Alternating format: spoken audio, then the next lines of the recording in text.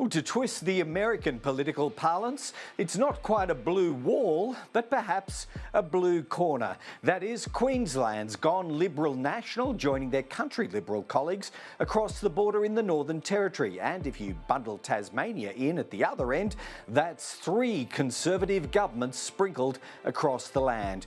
In the Sunshine Coast, the swing against Labor at the weekend was savage. We'll look at the implications.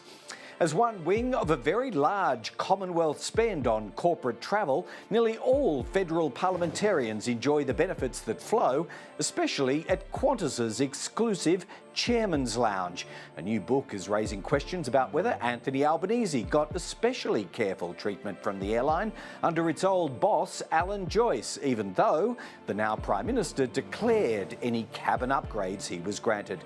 We'll ask the question, does this pass the check-in test? And Parliament's inquiry into nuclear power is well underway. It really generated some heat and light of its own this morning in a clash between a coalition frontbencher and a leading renewables advocate. We'll revisit that for you. We're live from the nation's capital, recognising traditional custodians around Canberra. I'm Jennett. This is Afternoon Briefing.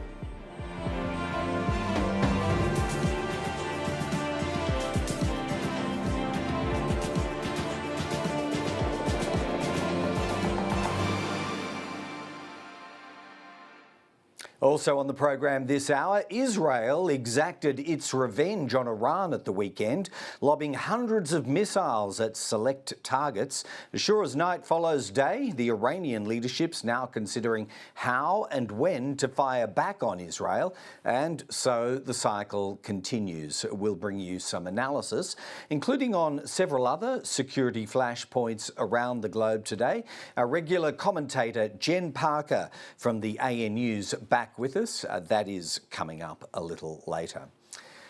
From the top, though, we can say without any doubt that the messages sent by voters in Queensland at the weekend were heard well beyond that state's borders.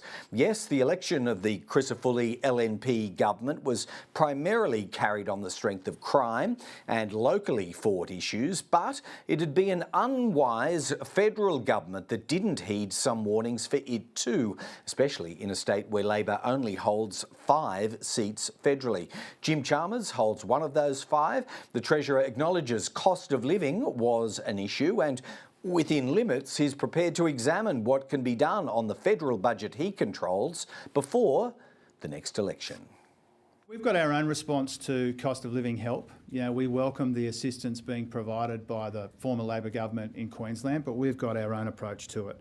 And that is already rolling out. Tax cuts for every taxpayer, energy bill relief for every household, cheaper medicines, cheaper early childhood education, rent assistance, getting wages moving again. This is substantial and meaningful cost of living help, but it's also delivered in the most responsible way. And so we've got our own cost of living approach, and we've made that clear in recent times. We've been coming at this cost of living challenge from every conceivable and responsible angle.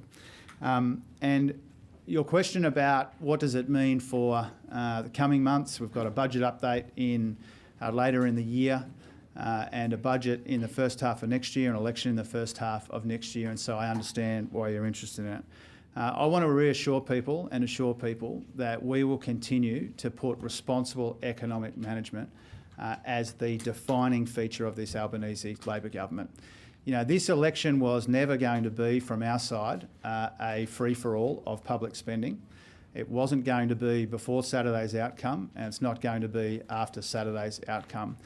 One of the reasons why we've been able to knock out 2 surpluses and get the budget in much better nick is because everything we've done and everything we will do will be through the prism of what's responsible, what is affordable, and what will make a meaningful difference to people doing it tough.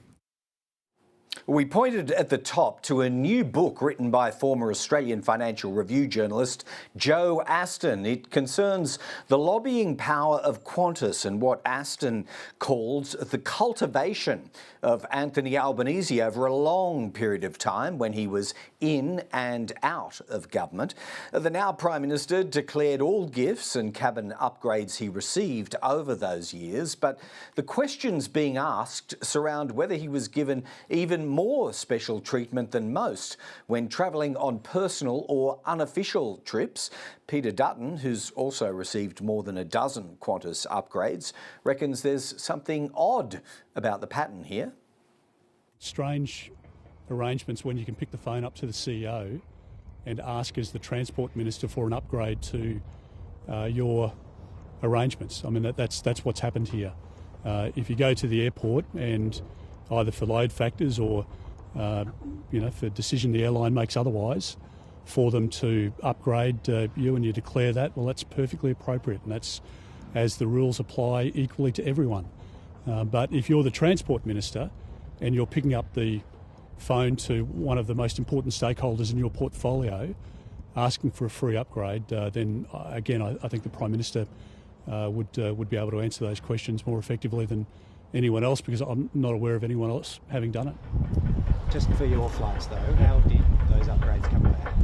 Well, as I say, generally you arrive at the airport and there's an upgrade of a seat available, and that's generally, as I understand it, how it happens. But I've been in Parliament since 2001, and you say, what, there are 15 upgrades since then. I take about, I stand to be corrected here, but I'll probably do about 190 flights this year.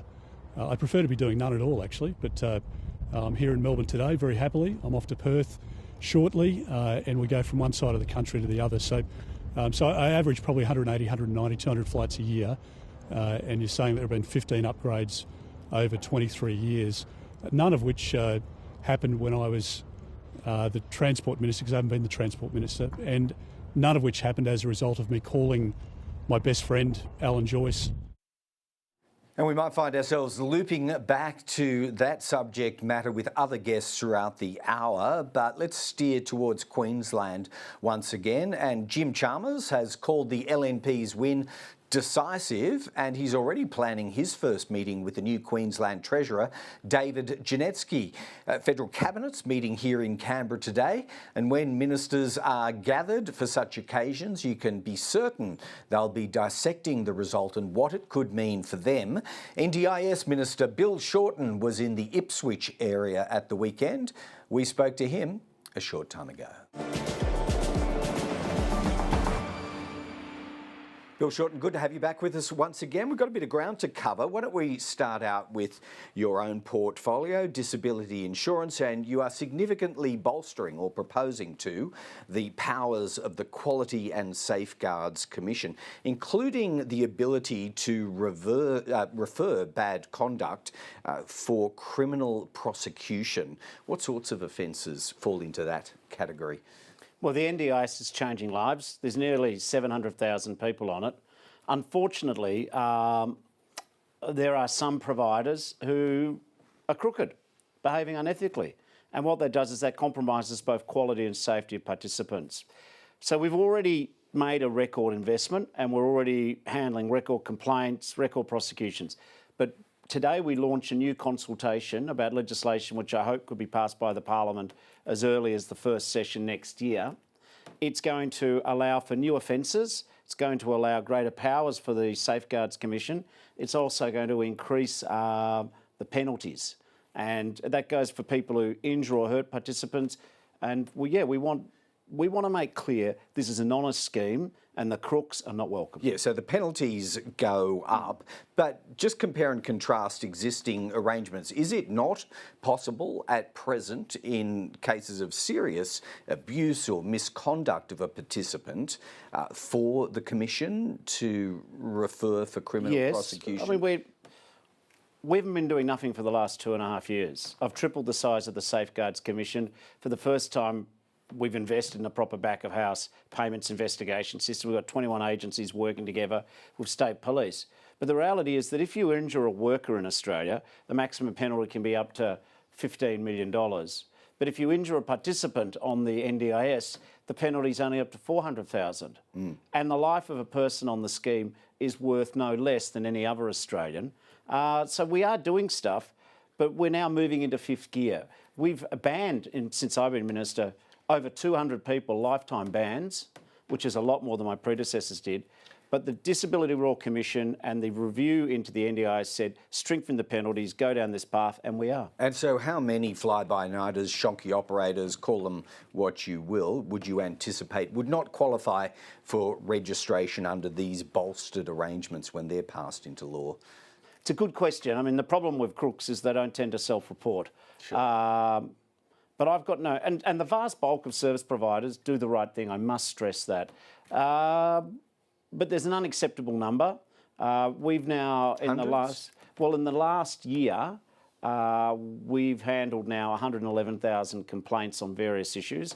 We've got 56 people before the courts. But yes, I would say there would be literally hundreds, if not more, dodgy providers who we just want to eradicate from the scheme. All right, quick one on timeline. Yes, you do want to have it passed early next year, but yet you've got to consult with states, territories and advocacy groups. Have you left your run a bit too late here? No, I think the stuff's less controversial, to be honest. The states and territories are interested in compliance, enforcement, safety and quality. I think Mr Dutton said this should have happened earlier. I mean, right back at you, Pete. Maybe you should have done it, but you've left it to us to clean it up. We got the broom out and we've been working hard. All right, let's move on to the defeat of the Miles Labor government in the Queensland election at the weekend. It was a brutal and severe rejection of Labor in that state. In many ways, what do you believe voters were saying about the Albanese government, of which you're a member? Well, I don't think the Prime Minister's name was on any ballot paper. I think there was time for a change mood in the electorate, and that was clear. It's been emphatic, and I congratulate the new Premier of Queensland, Mr Crisafulli. I think it was mainly state issues. The cost of living is a global issue, it's a state issue, it's a federal issue, it's a council issue. So I've got no doubt cost of living is a giant factor too. And that will invite a response, won't it? Because we saw in the Queensland context the Premier promising, or in fact delivering, cheaper public transport, free school lunches on offer, taxpayer-owned fuel stations. Was that a mistake, or should the Albanese government give consideration to similarly populist cost of living measures? Well, we don't run the schools, so the free lunches is, I suppose, a state issue, and we don't run the public transport. I think the public transport proposition was quite popular wherever I campaigned in Ipswich West. It's quite popular. In terms of our cost of living responses, we have provided the energy rebate, and we have provided, thank goodness, we rejigged the tax cuts, and Labor's tax cuts have meant that 13.7 million people are paying less tax than they would have otherwise paid. But I've got no doubt we keep working on cost of living measures. We understand people are just doing it really hard. In what ways? Because energy bill relief is very direct. I suppose you could also say populist and popular. What other tools spring to mind at federal disposal to address cost of living? Well, I would say that the tax cuts which the Prime Minister and the Treasurer put before people February, March of last year. So more of those? I don't know. My point would be that that was about 100 billion in extra tax relief for 13.7 million people. So I know in the modern 24-hour media cycle, you know, unless you've got something new every 12 hours, you tend to forget things. But I think those tax cuts were pretty amazing. Sure. We've also provided more urgent Medicare clinics. We've also provided cheaper medicine. We'll keep working on it. That's up for the Treasurer to outline more. But, you know, cheaper energy, cheaper Medicare, cheaper drugs. When I say cheaper Medicare, the urgent clinics, bulk billing and the tax cuts. All right. Abortion bubbled to the surface in the context of the Queensland election campaign. Now, separately but somewhat related to that, there was an attempt by Senator Numpajimpa Price to try and generate a federal conversation on this policy. How will Labor respond to that, or should it? Well, frankly, you know, I've seen a bit in politics, but I was shocked when both the Katter Party and elements of the LNP were talking about criminalising abortion. It's like they'd swallowed the Trump playbook. That's a very divisive measure. Women in Australia have a right to access healthcare safely. I think Mr Dutton needs to be unequivocal on this. It did take the Queensland Premier a long time to answer the question. Mr Dutton, I think, needs to just answer two simple questions. One, do you reject any efforts to criminalise abortion? Two, do you recognise that the federal government doesn't have a role in passing abortion laws, because some of his backbench seem to think that they wanted to start getting into this debate. And can't we just concentrate on cost of living? Why do we need to reopen this damaging debate, which I think most Australians and most Australian women have thought was in the dustbin of history? Sure, but even in posing those questions, as you have here, you are in a sense reopening it, aren't you, for want of a better word, as a wedge issue? No, I think Mr Katter and Mr Dutton's own people are flying a lot of kites on this. So let me be really clear. The idea that Queensland women may have had to face a law where they'd have to cross the border to access abortion, I find really surprising and really unhelpful. Sometimes when you're a political leader, you just got to rule some stuff out. And I think it would be very easy for Mr Dutton to say, don't support the criminalisation of abortion, and it's not a topic which he wants the federal parliament to engage in. Okay, so beyond answering those two questions, there's nothing else that you think is worthy of prosecution by the Albanese government on abortion policy federally? I think this discussion spun out of what happened in Queensland. I think you'll find the Albanese government is focused on cost of living, and indeed what we're doing on NDIS, making sure that the money's getting through to whom it is and not being wasted. That is a cost of living measure. It's making sure there's value as opposed to wasteful expenditure and unethical behaviour. All right, quick one on nuclear. Much is being made of the differences between Premier Crisafulli and Peter Dutton on nuclear power, but how is that any different to every other Premier and would-be Prime Minister Peter Dutton, Chris Minns, Jacinta Allen? I mean, they're all in the same boat here, aren't they? They are, but doesn't that therefore mean that the opposition leader is off on a frolic with his unrealistic nuclear energy scheme? Mr Crisafulli's his own party. There are LMPs next to both their names. And if Mr Dutton's own party doesn't want nuclear power stations in Queensland, why is Mr Dutton persisting in this sort of smoke and mirrors game of saying, I've got this energy policy, which is actually very expensive, and no one wants? Right, but constitutionally, if he overturned the ban federally, he could at the same time override the states, right? Well, he needs to say what he's going to do. And by the way, where are his costings? I've sent Burke and Wills out to look for them, but they're not back yet. Quick final one, Bill, while we've got you on Qantas upgrades. Have you ever sought by text or by phone call to initiate or request an upgrade on personal, that is unofficial travel? No. And also, let's be straight about this debate. The Prime Minister has declared and disclosed he's a stickler for transparency. I'm not sure where this debate goes. Yeah, you're talking about the rules as they currently exist. I think the conversation that's being generated by Joe Aston's book is whether there is an issue about transparency here, whether, apart from the fact of the upgrade, we should see additional granular detail about who offered it, who sought it, what the circumstances were. Do you see a case for that? Well, I think the issue is that you judge people on the rules, and I know the Prime Minister very well.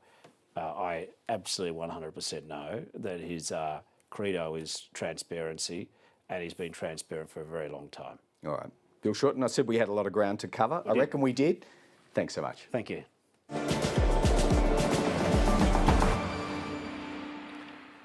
All right, well, the House committee examining the feasibility or otherwise of nuclear power is holding a full day of sittings here in Canberra today. Most witnesses fronting the table were from government agencies or energy advocacy groups. The leading geological agency which examines seismic activity, that's Geoscience Australia, was there. Its top official, John Dawson, was asked about safety risks from earthquakes and other forms of instability in the land near reactors. A large earthquake near a facility, there are a range of things that would happen. First, shaking might cause damage. If the facility was near the point where a large earthquake ruptured the surface, that would damage infrastructure immediately. And as you say, liquefaction is where sedimentary material goes from being a solid during an earthquake to behaving like a liquid, so you get damage to infrastructure associated with that. Okay. Just my last question, if that's all right, Chair.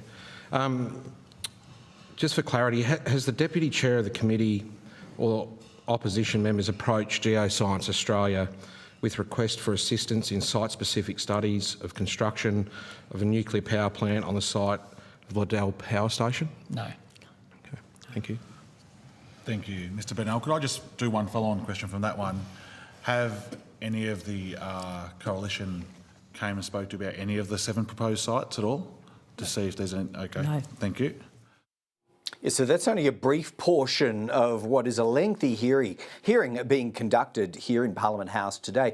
John Grimes is Chief Executive of the Smart Energy Council. He also appeared at that nuclear inquiry earlier today, and he joins us in the studio now. John, welcome to the program. Yes, you gave that evidence, and I'm going to say in summary that it was combative at times. You were a little exasperated in your exchanges with Ted O'Brien, the coalition frontbencher on climate and energy. You did claim along the way that the promotion of nuclear, quote, does enormous damage to the 50,000 people in that's your renewable energy sector. Are you suggesting that jobs have already been lost due to uncertainty generated by nuclear debate? So we had a decade of the coalition government. Of course, there was massive damage done to our sector at that time. This nuclear debate is that anti-renewables push in a new form. This is about, on two hands, one, providing very little detail, a 2-page media release and a 1,200-word document outlining what is going to be the solution to Australia's energy problems, but at the same time concurrently attacking renewable energy. So you'll hear the coalition talking about the massive cost of renewables. You'll hear them talking about, that renewable energy isn't up to the task, that it's not baseload power. So your question, yes. Actually, we see jobs and investment under threat today. We see the offshore wind industry scared by what the opposition is proposing, and that does cause damage to an industry right now. Aren't some of those, particularly offshore wind, making their investment decisions based on all manner of inputs, including risk and cost, changing goalposts that have now got to be further offshore and the like, than simply the possibility, which you'd have to say is a little remote at the moment, of nuclear power? This is the alternate government of Australia. This is their plan. Not only is it affecting people today, but think about the future, 2035 and beyond, when nuclear comes online. 7 to 9 million Australian households will have solar on their rooftops. What do we want to do? Shut those systems down? Which solar or wind farms are we going to curtail to make room for nuclear energy to come on board? This is a thinly disguised wedge, a real attack on the renewable energy industry. This is a continuation of 10 years of policy, and from the alternate government of Australia, I think it's a disgrace. There was a lot of bandying around in the room today, both in your session and other sessions, about the concept of baseload power, whether that is still a necessity in the modern grid that Australia aspires to build, but I think you'd acknowledge hasn't quite yet pulled off so far. What was your contribution to that? Well, baseload power is unflexible power. It's like a big coal-fired power station that you turn on and you can't turn it off. So it produces during the day when people need energy, and then it produces all through the night when everyone's asleep and no one needs any energy at all. Nuclear power is the same. You can throttle it down, but you cannot turn nuclear power off. So what that means is you've got demand that changes over time, changes with the seasons, changes with the time of day, and you're trying to meet that with an inflexible load. You could give it away for free, though, couldn't you? Well, it's eye-wateringly expensive. So a nuclear power reactor in the UK coming online, a single reactor, $92 billion. So with solar and wind and a huge geography like Australia, you've got sun and wind through the day and the night. You fill in the little gaps with energy storage. It's about energy firming. If we were interested in an energy debate, we'd be talking about how do we get as much energy storage onto the network as quickly as possible. That would bring prices down. That'd help cost of living, and it'd actually help with carbon emissions all at the same time. So Ted O'Brien, and we do want to move on to some other broader questions about targets here, John, but Ted O'Brien did take you to task over some modelling work or crunching of the numbers that the council had done itself. I think you landed an all-up cost of $600 billion. Justify to us the basis on which that number was produced, because he seemed a little sceptical about the plant that you had modelled that off, being one from the UK. Totally. So, we modelled their plan, and we could only model what they table.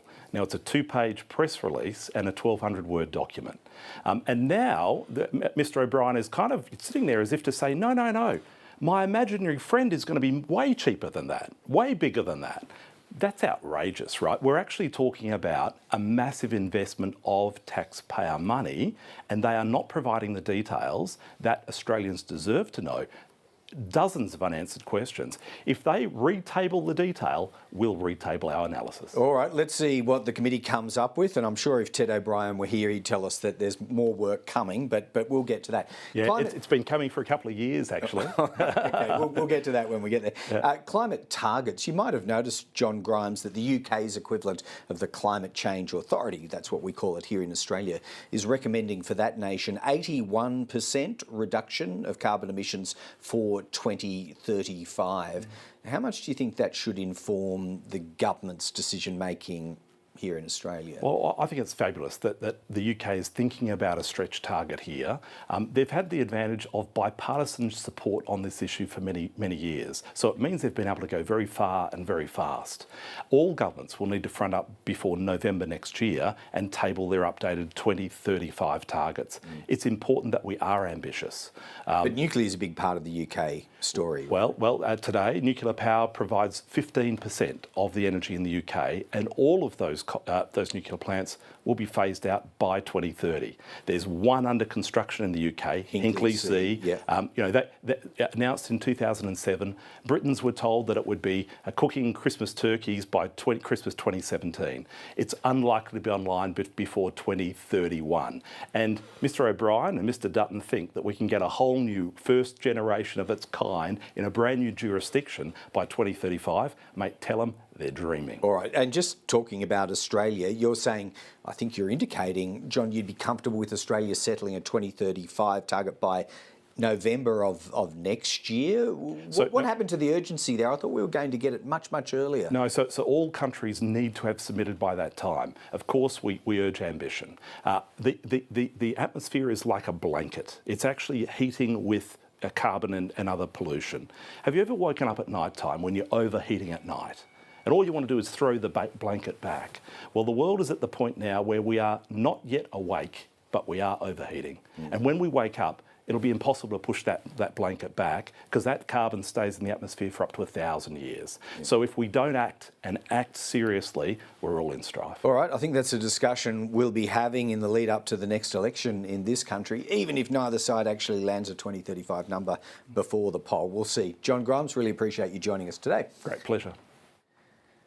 Okay, now why don't we go to the situation in Queensland once again. That result over the weekend where the LNP ended up scooping 54% of the two-party vote included a story of some distress, I suppose, for the Greens party.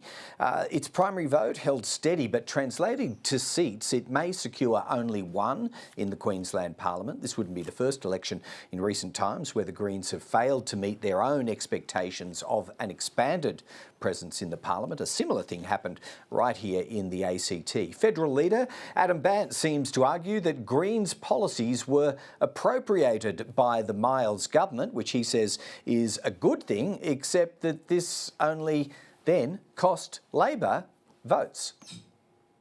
I think one very clear lesson from the Queensland state election is that when governments use their power to implement Greens policies like cheaper transport and things like free school lunches, people vote for it. Like that is what we have been pushing for now for years, and it's what we're pushing for federally. And our platform federally is to make the big corporations pay their fair share of tax so that we can get dental into Medicare and so that people can go and see the GP for free to deliver real help in a cost of living crisis. Now, one of the things that I think that we obviously need to look out for as we head towards the federal election is that maybe Labor's going to adopt those policies as well. And if Labor does adopt those policies, it will be a good day. It will be a good day because it makes a difference for people's lives. We're then going to have to work out how to respond to that, sure. But what we're fighting for, making the big corporations pay their fair share of tax to fund the things that will make people's lives better, like being able to go and see the GP for free. I hope that following the Queensland election, that federal Labor now picks those up and runs with them. I hope they get implemented before the federal election. So obviously we have to be mindful now, after the Queensland election, that might happen. But if it happens, it will be a good thing for the country, and that's what we're fighting for.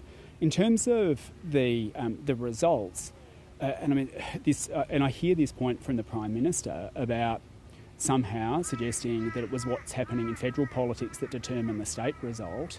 Well, if that's right, then the Prime Minister has to take responsibility for a 6 or 7% drop in Queensland Labor's vote and them losing government. I think what happened here in Queensland is very much a reflection of the adoption of Greens policies, putting them into practice, but Labor giving up on winning the election. All right, so a few arguments being run there. That might be a bit of a scene setter for our political panel, which we'll now introduce for the day. We're joined today from Sydney by Independent Member for Fowler, Di Lee. Welcome back, Di. And from Brisbane, Liberal National Senator Paul Scar. Paul, welcome back to Afternoon Briefing for you too. So Queensland election, as you know, Paul Scar holds a beaming smile on his face. I'm actually going to put, I thought you'd say that, put the first question to Di Lee, watching from afar there in Sydney. Di, what federal lessons do you think could be learnt from what voters were saying? Sure, local issues were very much in play in Queensland, but what's your take out federally? Look, I was just listening to Adam Bant, and I thought to myself, well, Labor should listen to Adam, and according to Adam, that's the result that they got in Queensland as a result of listening and implementing the Greens policy. So, if they follow suit, we see probably similar, result here in at the next federal election. But fun aside, look, I think at the end of the day, what we saw in Queensland and was, I think, cost of living really impacted the community there, as well as local connection to the community, and understanding your community and representing your community, be it local, state or federal, will actually translate to obviously a good outcome. And so I think cost of living played a very important role, my understanding, and that, international issues or whatever other issues at the end of the day, is the local issues that impacts lives in communities like Queensland and Western Sydney as well. All right, we might pick apart some further threads of what came out of Queensland, but while you're saying that, Di Lee, Paul Scar is nodding furiously in agreement with you, particularly when you refer to cost of living. I wonder how you straddle this, though, Paul, in a party which sits here in Canberra and says the government, the Albanese government, of course, is already spending too much on the taxpayer dime. So as you convert the Queensland lesson to where you sit federally, how do you reconcile addressing cost of living when you say government's already spending too much? Well, Greg, I think that's reasonably simple to do, because there was so much inefficiency in the Queensland Labor government, which led to things like rego prices going up, electricity prices going up, their failure to maintain one of the key power generating units in Queensland, leading to power prices going up. So there's some real common themes here, and cost of living was a key policy issue, as was law and order, as was issues like ambulance ramping. And one of the reasons I was vigorously nodding my head with Di was we had some outstanding local candidates who really understood their community and understood the issues on the ground, and they did extremely well. We also have a lot of newly elected women parliamentarians, new women MPs coming into the parliament. I think that's a great thing as well. All right. The Greens vote, Di, you touched on this at the beginning, and some people are suggesting there's a bit of a trend line running across multiple polls in recent times. They flatlined. They probably, it looks like they've lost a seat, maybe two. But what do you reckon caused that backlash? Look, I think, being in the federal parliament and listening to, I respect individual MPs representing their communities, and our issues would completely be different in a different electorate. So in my Western Sydney, we have issues such as energy, electricity bills, petrol prices, the toll, grocery prices, interest rate hikes, other issues that actually impacts ordinary middle Australians. So I think when MPs go and represent their community and stand up and speak in the federal parliament, often I feel that for the Greens, I respect them, but I think when they talk, I don't know if they spoke on behalf of the community or they spoke on behalf of the international community. So I think there's less connection between federal MPs to the local communities. So, but that's they're choosing if they want to stay connected to their local communities or not. And I think the Queensland Greens, perhaps maybe there was a disconnect between what the Green MPs are doing and what they're representing in the state parliament to their local community. So I think we need to remember that politics at the end of the day is very local. Yeah. And we have to remember that the people put us there, especially in the lower house, and we need to ensure that we represent them.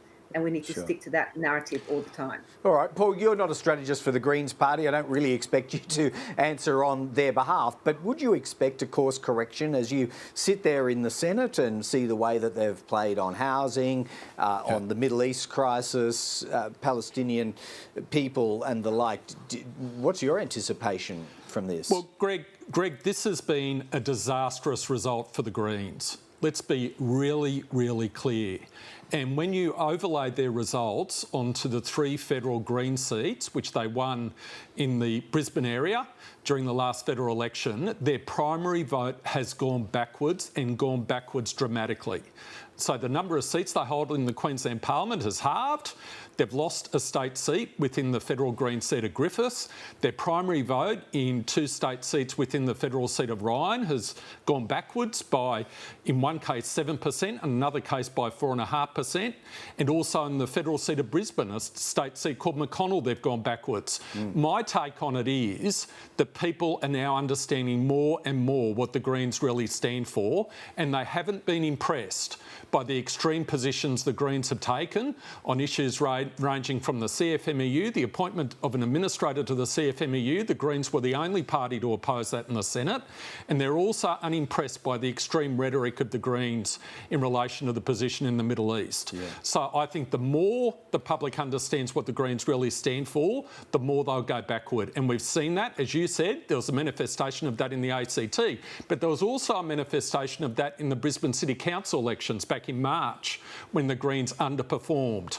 So we'll be working very, very hard in the lead up to the next federal election to make sure the people living in the communities represented by those Greens MPs understand what the Greens really stand for. Yeah, I got the impression listening to Adam Bandt that he's still processing whatever the message was out of Queensland. I didn't entirely understand it, but we'll stay in touch with him and see how that message is refined. Can I ask you both about something mechanical, less to do with the political issues at play, and that is early voting. So correct me if I'm wrong here, Paul, but I think you do 2 weeks in Queensland, and we had this really unusual disconnection on Saturday night between on-the-day votes counted first and the early votes released second. Do you think it needs to be shortened? I'm not so much interested in the Queensland jurisdiction as federally. Well, I think at the moment, federally, we've got 2 weeks. It was shortened from 3 weeks to 2 weeks, but we're certainly seeing a movement. We saw it in Queensland over the last 2 weeks. More and more people are voting early.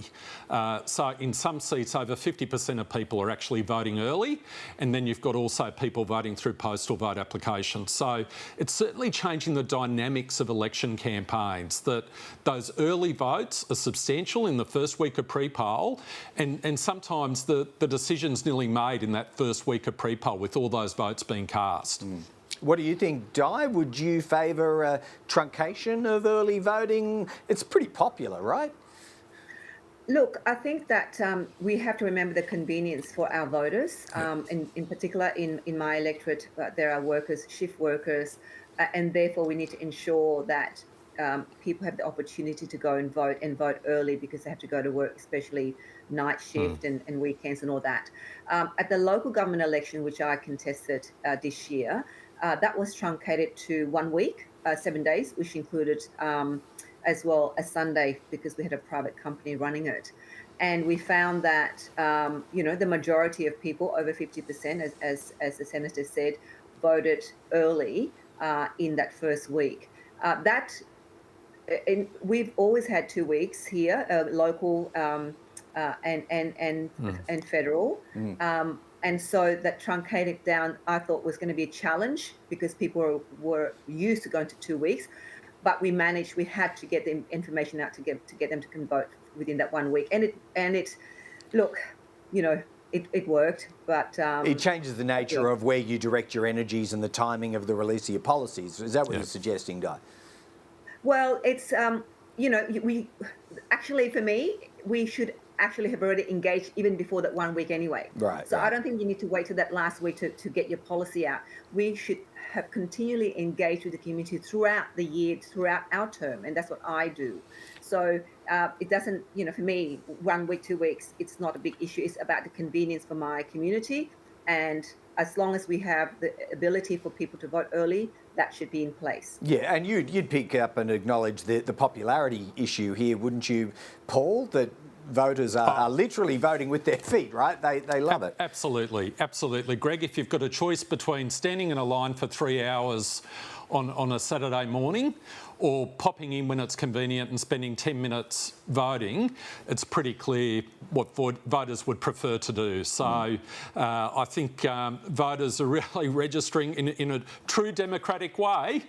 They're registering what their preference is. Their preference, yep. And I don't think there's any suggestion, just for clarity, that any changes would be examined at the federal level, not until after the next election, because these things are hard to turn around. Let's move on to Qantas upgrades, and, I'll acknowledge straight up that you've both declared membership of the Qantas Chairman's Lounge on your declarations. Di, to you first of all, do you see anything untoward, or to use Peter Dutton's word, strange, about Anthony Albanese's patterns of upgrades? And I will stress on his behalf, since he's not here, that he has declared, or apparently has declared, all upgrades. Look, you can declare, but I think, do you pass the pub test? Why would you call somebody personally to upgrade? I just find that, strange is probably the right word, but I would not do it. Really, you can pay for your own upgrade if you want to. So to call Alan Joyce personally, and that then, for me, raised the question of how close the closeness is between the Prime Minister and Alan Joyce over the years. So it's not during his Prime Ministership, but over the years. So that it raises a lot of questions in people's mind. And in an electorate like Fowler, and for a Labor Prime Minister, working class, suddenly jet setting and, being able to upgrade constantly while people struggle,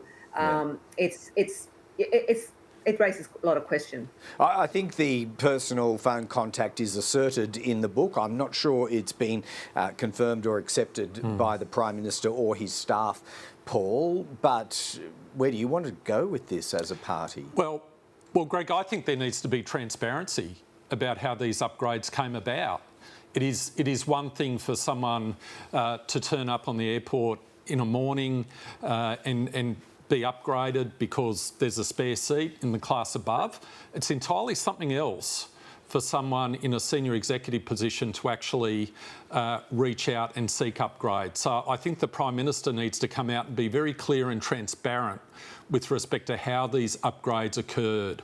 This is not just a question of declarations, it's a question of how did these upgrades occur? What was the process? Who said what to whom?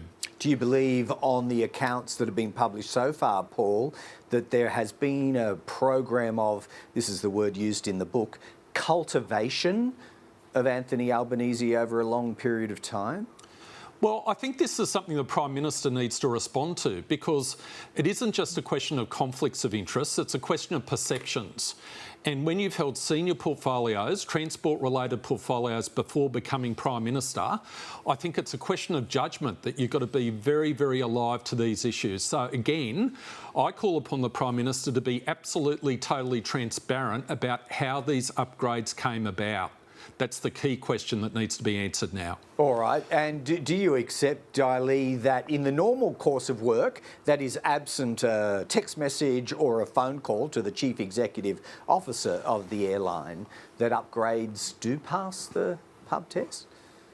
No, I mean, I would not call the chief executive of the airlines to upgrade me. I mean, I would go, if I need an upgrade, I'll get to the airline. If I want an upgrade, I just do it there on the desk and pay for the upgrade. Right, but in your work, have you been offered them? Because as I understand it, it's not uncommon to bowl up at the airport when you've finished a sitting week or you're about to start one, and one is just granted you. Maybe I'm not important enough to be offered, but even if I was offered, I would not accept it. I'll pay for my own upgrade. Thank you. Okay, all right, noted. Look, one final one, get a view from both of you. There's been some reports in the Australian Financial Review that Jim Chalmers commented on today. He said he has a personal view that it is problematic.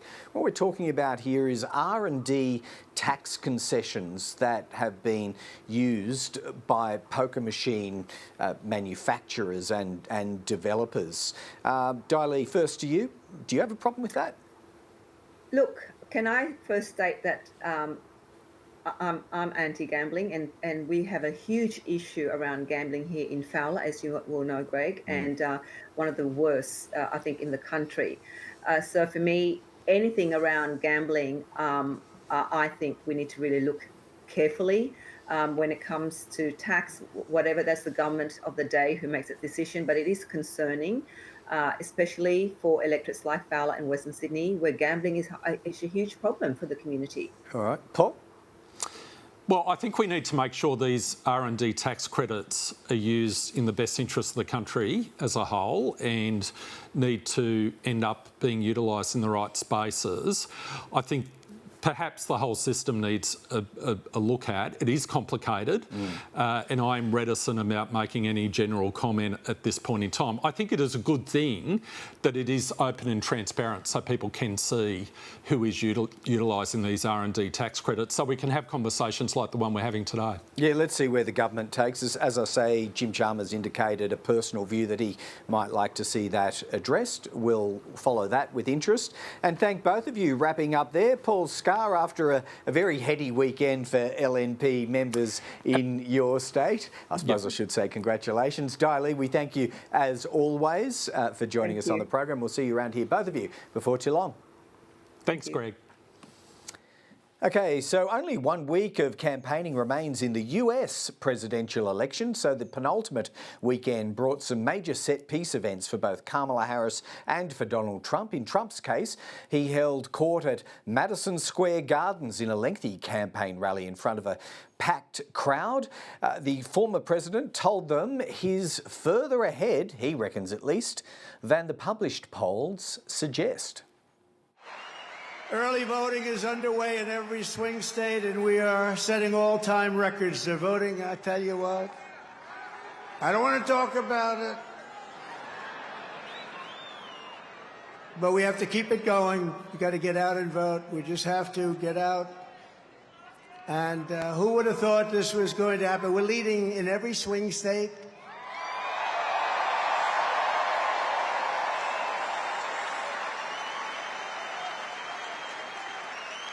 But it doesn't mean a thing. It only means how are we doing at the end. So look, we have 9 days from now, and we're going to defeat Kamala Harris, and we're going to win back the beautiful White House, and we're going to make America great again, and it's going to happen fast. All right, a few days to run there. The tit-for-tat firing on each other by Israel and Iran escalated again at the weekend, with the IDF targeting batteries of air defence systems in Iran. Now the question is, where to from here? Well, we covered this and more with our regular security analyst, Jennifer Parker from the ANU's National Security College. Jen Parker, good to have you back with us for another week. Why don't we start in the Middle East, because we finally saw the nature of Israel's retaliation against Iran in the form of, what was it, about 200 ballistic missiles, I think. And yet they were fairly precisely targeted by all accounts. Military, industrial base, I think some air defence systems near the border. Was it highly limited in what it tried to achieve? It looks like it was. So certainly I don't think we have all the reporting. Iran's being a bit coy about the damage. They're saying there wasn't much damage, loss of 4 soldiers. Israel's been a little bit more specific, but not entirely. But it does look like, as you mentioned, certainly they've targeted missile-making factories, but also a significant amount of the air defence systems for Iran. I think that sends a message to Iran that they are now incredibly vulnerable. That's actually similar to the message that Israel sent in April when they responded to Iran's first barrage of missiles, where they took out an air defence system near an Iranian nuclear facility. So I think they're trying to demonstrate that they could take out more if they wish to do so, but they have chosen not to. I see. So the Ayatollah has said of the attacks they should neither be downplayed nor exaggerated. And you're right, he also suggested it caused limited damage. But what do you interpret from those words about the almost inevitable counter response from the Iranians? So in terms of the wording from the Ayatollah, it is a lot less provocative than the responses we've seen previously. And so I think he's trying to allow room for manoeuvre, which is not something that he normally does in his speeches. So I'm not sure that we will necessarily see a significant response from Iran in the way that we did in April and again on the 1st of October. I think it's clear that they don't want it to escalate any further, and probably, you know, behind closed doors are quite thankful that Israel didn't hit more of their capabilities. Yeah. So what is that? It's long been your view, hasn't it? I think we've discussed it on the program, Jen, that both have operated within fairly narrow margins of expected conduct here. Yeah, look, I think they have, and I think that Iran does not want a wider war, despite their support for Hamas, despite their support for Hezbollah, despite their support for the Houthis, because they have a lot of internal pressures, and we don't talk about that a lot in Australia, but it is a significant impact. There was reporting over the weekend that the Ayatollah is actually quite sick, has been since 2019. We know they have a new president who is more moderate. We know that they're trying to bring together a bunch of different cultures within that country, so I don't think they want a wider war, because it would risk their control over that country. Yeah, and with 9 days remaining before a particular event in the United States of America, there might be good reason for holding off just now. Why don't we go towards the Russia-Ukraine war, at least a sidebar element of this. Jen, Russia hosted that BRICS, as it's called, collection of nations last week for a summit. And as we discussed last week, it's pretty well established now that North Korean soldiers are in Russia, probably preparing to go and fight against Ukrainians. The White House National Security spokesman John Kirby said this week this conduct by North Korea expands the security implications of Russia's brutal war beyond Europe and into the Indo-Pacific. In what way? Look, certainly now, you know, if these troops are transferred to the front, which you would expect so, there's no other reason really to send that many thousands of troops to Russia, then it does bring an Indo-Pacific country directly into that conflict. We have seen some reporting from South Korea that the South Korean Defence Minister is now reviewing their policy about not directly supplying weapons to Ukraine. They have been supplying a lot of weapons, but through third-party countries, so it is bringing the Indo-Pacific more into that conflict. It also means that, you know, certain elements of North Korean capabilities being transferred to Russia could be targetable by Ukraine or other allies. By the US? Well, it looks like these troops, the initial, what looks like about 3,000 now that are in Russia with more to follow, have gone via sea. I mean, those ships could be intercepted for the next iteration. That would be a big step up by the US, and certainly in the vicinity of an election, probably not something that's going to happen. But it does mean that options are now open in terms of taking action against North Korea, which is something that the US has actually been considering for a very long time. That's a really complicated scenario if we should get there. Now, speaking of our neck of the woods, China's conduct in the South China Sea, it seems like almost every week we talk about brush-ups against the Philippines, but now we've got a new Indonesian president in Prabowo Subianto. He's barely a week into office, and there's been a flare-up of an old flashpoint there around what they call the Natuna Islands, very much to the north of Indonesia's economic zone. What's gone on there with the, I think it was Chinese Coast Guard, wasn't it? Yeah, right. So we've seen a Chinese Coast Guard enter Indonesia's exclusive economic zone around the North Natuna Islands. Now, that in itself, that's fine. That's in accordance with the UN Convention on the Law of the Sea. But what it's tried to do is interfere with a survey vessel that's being paid by Indonesia to effectively survey for oil, right? There's a view that there's going to be a lot of hydrocarbons available in the North Natuna Sea. Now, interesting because Indonesia's been doing this survey for a while. It's interesting that China has chosen this specific time, within a week of the President Prabowo being inaugurated in Indonesia, to press to test. And what we know is, despite the fact that China claims about 80 to 90% of the South China Sea, they do choose which country they push up against and how they do very strategically. You know, we spoke before about the pressure they've put on the Philippines, but the blind eye they've turned to Vietnam's reclamation of islands in the Spratlys. So this is clearly, I think, strategic. I think it's clearly China testing the responses from Indonesia under the new president. And what would be your own expectations of Prabowo as president, a former, for want of a better description, military strongman, now trying to reinvent his political persona? How does he view China?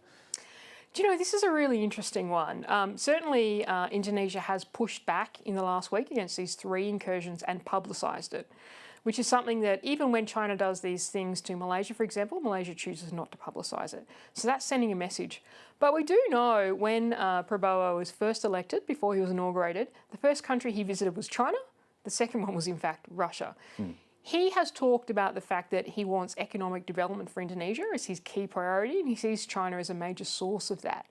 So I think he's going to be walking quite a tightrope between, I think, probably his responses to want to be hard from a military sense towards China, which is what we've seen in the last week, and the need for a relationship with China for economic development. I'm sure there'll be some deft diplomacy involved by Australian thinkers in that area as he settles into office. Look, just finally, Jen, we had AUKUS exercises under the banner of what they call Pillar 2, which is the technology side of things, off the New South Wales south coast last week. A big part of this, as I understand it, was autonomous ships and boats above and below the surface of the ocean here. What did we learn from that? Well, we didn't learn a lot, except for the fact that this exercise has happened. Now, this is Exercise Autonomous Warrior, which is an exercise the Royal Australian Navy has done for years in Jervis Bay. But a couple of months ago, we saw the Defence Minister from Australia and the Secretary of Defence from the US and the UK meet together, and they put out an announcement that they were going to focus on autonomous systems, and they came up with a series of exercises with a terrible name called Exercise Maritime Big Play. It is a terrible name, but Autonomous Warrior that's occurred this week has now been badged under that AUKUS, which is important because it is showing progression on autonomous systems and 3 countries working together. We also saw Japan invited for the first time as an observer. Now, we did know that Australia had signed previous agreements with Japan to work on underwater autonomous vehicles, or at least underwater uncrewed vehicles. We knew that there was going to be some collaboration, but this kind of pushes the AUKUS Pillar 2 is progressing in the autonomous direction, and there is interest in working with Japan. And I think it's expected that that involvement by Japan will, in fact, increase through to next year. We'll talk about that in the future. Jen Parker, always good to have you back with us. Thanks so much. Thanks so much, Greg.